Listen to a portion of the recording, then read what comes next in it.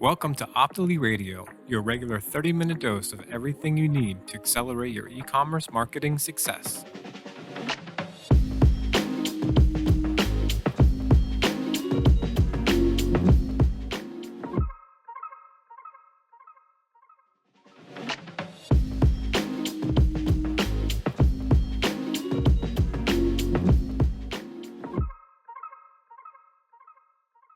Hey there, and welcome to another episode of Optly Radio, the show that brings in marketing and e-commerce experts to provide practical advice and tactics to grow your online business. Today in the virtual studio, we have Cody Wittick joining us. Cody is the co-founder and co-CEO at Kynship, an influencer marketing agency located in Orange County, California. Prior to co-founding Kynship, Cody began his journey at QALO, the brand that created the silicone wedding ring. Throughout his time there, he built a robust influencer program of over 500 influencers, all through the foundation of seeding. And from the Optly team today, we have Epi McDonald joining us. Epi is a skilled social media and digital marketing executive, having helped brands scale growth through paid social campaigns. She is now an account manager on the Optly Plus team, helping e-commerce companies grow by implementing cross-channel strategies to increase overall return on ad spend. So welcome to the show, Cody and Epi. Hello. Thanks for having me.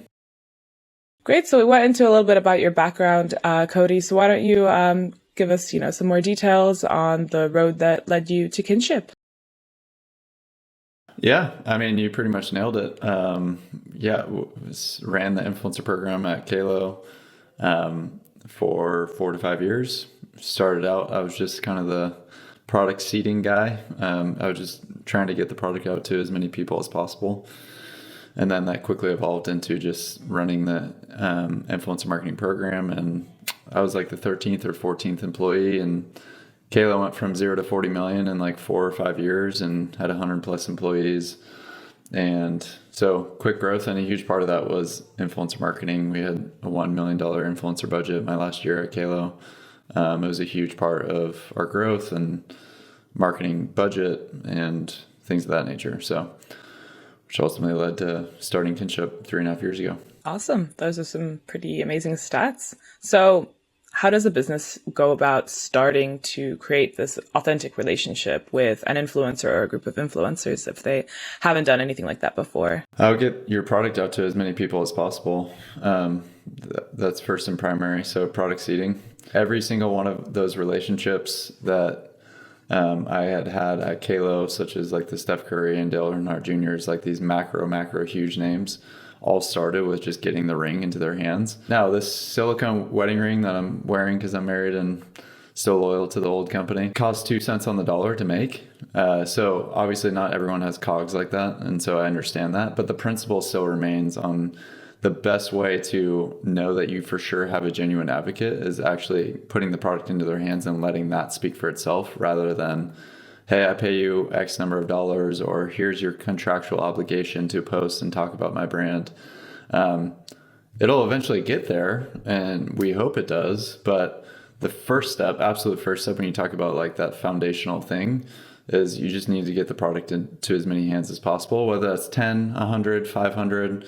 The number is really up to, your budget and cogs, but that's the way to start any relationship, in my opinion, is by giving and not asking and trying to provide as much value as possible. And it's certainly the same thing with influencers. So do you think that businesses at any stage can start doing this, or should brands be a little bit more established before asking for, even just seeding out the product or even asking for contributors for any kind of content or promotion? Honestly, I think it's just the foundational things as a brand. So have a website up, have your product dialed in, have an unboxing experience, have social media set up. And when I say set up, it's not like thousands of followers, but have some content on there and stuff like that. So, I mean, you hear those things, and that could be a brand that's a couple months in before you start reaching out to influencers and offering to send them product. Because a huge part of early stage too is just getting product feedback and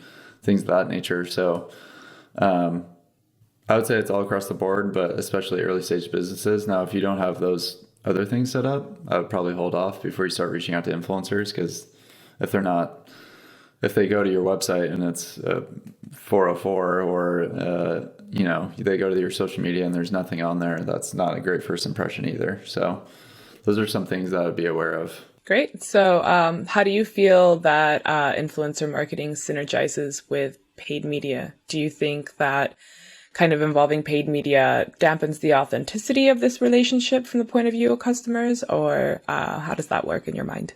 To be blunt, I actually think that's where all the ROI is, in terms of like dollars back for brands in the short term, on an immediate assessment of whether this is working or not. Seeding product, getting content posted, getting content rights, repurposing that content within paid media, that's where you actually see dollars, as opposed to trying to play the organic day trading stock game of a pay for post model that is really, you're a slave to the algorithm at the end of the day. So paid media is a huge part, and wherever it's working, right? I mean, for us as an agency, we definitely see Facebook and Instagram ads and TikTok ads be doing really, really well, and repurposing influencer content there. But if it's Google SEO, if it's YouTube SEO, if it's your PDP page, wherever it's driving revenue for you, I would repurpose it there and try to get it as many places as possible. But yeah, circling back to my first responses, that's exactly where all the ROI is. If you're not repurposing the influencer content that influencers are posting on your behalf, even if you are paying them to post and you don't have usage rights, you're literally lighting money on fire, in my opinion. I do think it's really interesting as well, just to note that like we've seen iOS updates where people have been able to kind of be empowered with the option to opt out of tracking, that now like ads are kind of seen as almost mistrusted by a lot of audiences. So to see an influencer or someone that you actually choose to follow and see their content, that for them to, publish content with a specific brand, you immediately almost kind of trust the brand then if you did see a paid advertisement by them following on from that influencer content, or if you recognize the influencer and you might not necessarily notice that it's an ad coming from the brand. So I think it's a really kind of unique thing that we're seeing now, is that influencers are actually a lot more trusted than an ad coming directly from a brand, now that people have been given that option to opt out of tracking on their devices. Yeah, that's Very definitely a very interesting point. For sure. So my next question is, where is that line between an influencer and a spokesperson? Is it just like a one-off thing to be an influencer, or where is that kind of line? You use the word spokesperson. I would just say ambassador, someone that's consistently representing the brand over time to their audiences. They might even be on an ambassador page on the website. That's someone that's kind of putting a flag in the ground saying like, hey, I represent X brand, versus maybe an influencer could just be, I mean, it could be that, it could be an ambassador, or it could just be like the one-off post. I guess I tend to think of the influencers just without regard to any brand partnerships. They're influencing an audience, usually on social media. Okay, cool. That makes sense. So if they're just sort of building their own following independent of a brand, as opposed to just kind of building a following to represent a brand. Would that be fair?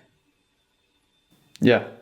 Cool. And have you seen like a huge impact that TikTok has had, say, in the last year or 2 years, as opposed to like people kind of trusting influencers more on TikTok, coming with like video content? Because I know like Instagram has had so many updates kind of in the last few months, even, that it doesn't even like represent Instagram anymore, and that whole thing of like instant photo uploading. Like I go onto my feed and it's someone I know, an ad, a reel from someone I've never seen before. Like it's kind of, I'm searching on the feed for something that is relevant to me or is somebody that I follow. So just in terms of then like TikTok and how I go onto TikTok, like I'm really easily influenced on TikTok. Like anything that I want, I'll like go on that and I'll be like, that's a really cool idea for a house, or For sure. anything like that. So just in terms of how these platforms are now like reacting to each other, do you see that influencers are performing a lot better for brands on TikTok? Yeah, I mean, certainly like the possibility of virality on TikTok is unprecedented compared to Instagram. You can certainly grow an audience a lot quicker, more authentically. I mean, you see videos like that all the time with millions of views, and the person, that's the only video they posted, and they have like 0 followers. So stuff like that. I guess we don't really get into the whole like how, like when you say, is it performing well? I would say it probably is, but we don't have a lot of data around that, just because like we're really looking at it as a content creation pipeline to repurpose into paid. So whether it's TikTok, Instagram, whatever, you know, any other future platform that gets created, I think it's still going to be about the actual content itself rather than wherever it's posted. So yeah, I still like Instagram. I still like the number of ways that influencers can post and the variety of ways that they can post rather than just kind of just one style on TikTok. But yeah, certainly the potential for virality on the platform is a unique opportunity because it's not going to last forever. No. And do you see, sorry, Nina, just like kind of Go ahead. thinking on the spot, but just talking about like Instagram in terms of like how much the platform has kind of changed, I suppose, to work in competition to TikTok by adding in a lot of like more video content and everything like that. I know Be Real has kind of entered the space as well amongst like a younger audience because, you know, it's a lot more harnessed in terms of who you follow and who you share your content to.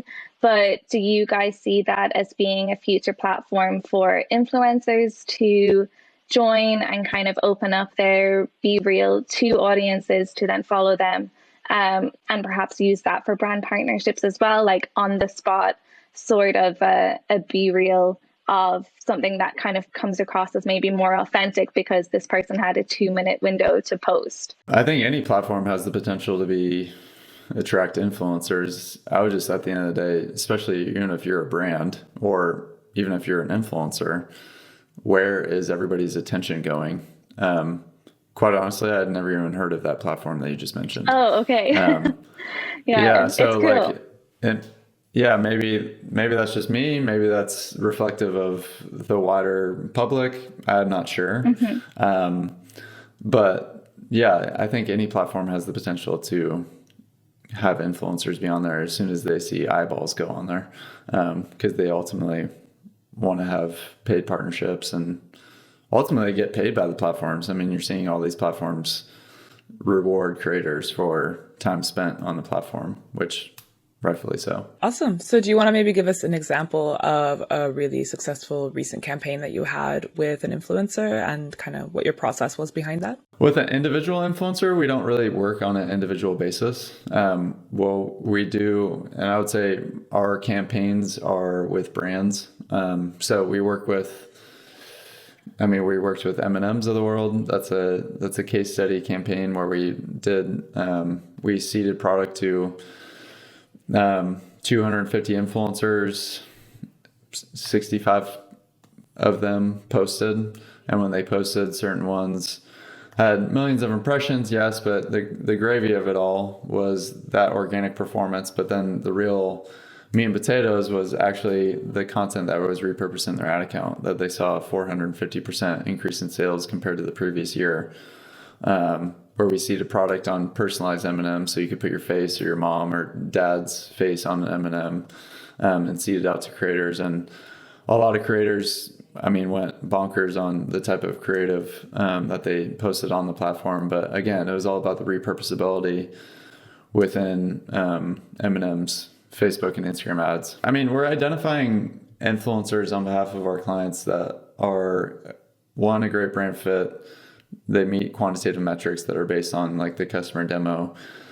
But 3, the most importantly, we're picking them on video content creation ability. So we purposely, we identify 500 influencers on a month-to-month basis. Not all 500 because we, reach out, no strings attached, and we're not offering or asking for anything up front. Not all 500 are obviously going to post or receive product, but that's the scale which we're identifying influencers on behalf of our clients.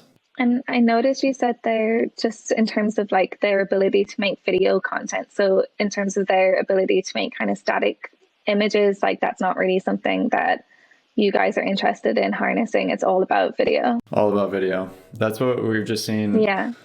Organically, one, do well, but two, most importantly, like I keep beating a dead horse on, is just how it performs within paid ads. Yeah, absolutely. Not that we won't run static imagery. It's just the majority of content that we do want to get back is video content. Awesome. So you had mentioned the pay for post model earlier in this conversation. So do you think that model is just not working? Is it dead? Just comment on that. It being dead is kind of a clickbaity statement. Is it entirely dead? No. Does it sometimes work? Yes. But as a first touch point with an influencer, kind of like touching on what I said at the beginning, I don't think it's the proper way to start or assess whether an influencer is worth working with. One, because the organic platform is just not the best platform to test the ability for an influencer to influence. And two, you're just paying incredible rates to only assess something on an organic basis. And three, what I mentioned in the beginning is like the genuine interaction and advocacy, in the back of your mind was only because you paid them enough money, majority of the time. Now, do certain influencers come into a contract with a brand and then end up liking the product anyways? I'm sure that happens. I'm just proposing what's the best system to produce the outcome that we desire, which is genuine advocates around our brands. I would say seeding is going to be a sure sell sign that it's going to be 100%. Like they're a huge advocate. They're going to post on their own free will without us even asking. That's a huge sign to me that they're a big fan. Now let's go back to that person. And that's where maybe pay for post does make sense. Or I would even say before you even start paying upfront money, pay them on an affiliate basis and on a commission basis, motivate them to continue posting. Then there's steps that you've taken and you've kind of held hands together with that influencer, and that relationship has grown like every other human relationship to me, than just kind of a very transactional cold outreach. You've never heard of me before, but I'm asking for 4 posts and here's all this money and you give me this or I'm not happy. That doesn't seem like, and we wonder why we have a transactional marketplace like influencer marketing and people are distrusting of influencers and stuff like that. And this is why, this is how we've gotten to this place. So what do you see as sort of the future of influencer marketing and brand relationships? What's next in store? Well, I hope people take up my advice on product seeding more, by just getting the product out there and maybe being a little bit more patient on working with influencers. So that's one. Two, I definitely think getting more access into the brands themselves, giving the influencers more access into the brands themselves and actually having them be a part, especially as the relationship matures and they trust them, they can see them as an extension of their marketing team. And hey, who are other creators that we should be going after? What other products should we be creating, especially as they get feedback on those audiences? So those are some of the things that I think they're happening a little bit now, but definitely see it as an increase in the future. I do think that that's like quite interesting about kind of influencers being given like certain roles within companies of like creative director or I know like I've seen a few that kind of have input into like their own content creation with the brands. And I just think that's quite interesting for a brand to kind of harness an influencer to have like such a specific role and such an important role within the company. And I know that some people might see that as kind of being undeserving if someone is a creative director and has taken 15 years to get to that point to then see, an influencer taking that role. So just in terms of like your own experience with that, how do you approach a brand kind of making that decision if they were to make that decision that, okay, we're going to bring in a specific influencer to be our creative director? I mean, I would say, has there been steps taken previous to that there's a proven like concept behind this relationship? I mean, has there been trust built? Like, are they a fan? I guess I would make sure I would go through the checklist to make sure that this is a wise decision. Assuming that's the case, that they've worked with them for several years and stuff like that, yeah, I'd be a huge fan. I think it'd probably be, I would assume, navigating like what equity looks like or what's in it for them. Like, because I'm assuming they're not going to be coming on full time as a salaried employee. So what does that look like, and how could we advise there as well? Cool. So next bit of business is Black Friday is looming on the distant horizon. So what are some ways that brands can leverage influencer marketing to really just like stand out this year, cut through the noise, and really like some tactics for especially small businesses in e-commerce to really, make a splash this Black Friday? If you've never repurposed influencer content within your paid advertising, then I would certainly do that. And I would start now. I would start product seeding to influencers, building relationships, seeing if you can get content back, and then leverage that content within paid. And then I would start ads by definitely the 1st of October to start getting into learnings. Also, a huge thing in Q4 is getting your email list as a controlled audience. So repurposing influencer content within email as well. So those are some of the things in addition to kind of just, you don't have to get all cute and fancy for Q4 alone. I know there's a lot of like clickbaity things around Q4 and Black Friday, Cyber Monday, and you have to switch up everything to really be successful. When it comes to our strategy in influencer marketing, I definitely think send your product out, build relationships, capture content, repurpose that within paid, run it raw. Don't put in all the bells and whistles. Like Epi was saying earlier, just the native raw shaky content is performing well. Repurpose that a ton across the board, and you should see results. Awesome. Great strategy. So unfortunately, we are out of time for this episode. But if our listeners come away from this show with just one thing that they can start to implement today that will help them accelerate their online business, what is that? And it's probably going to be content repurposing, but maybe it's something else. In addition to product seeding? No. Yeah, outside of that, I don't have anything for you guys. I'm just going to keep repeating myself till it drives home. Fair enough. Well, thank you so much for joining us, Cody. Epi, it's been a pleasure. Thank you. Nice to meet you, Cody. You.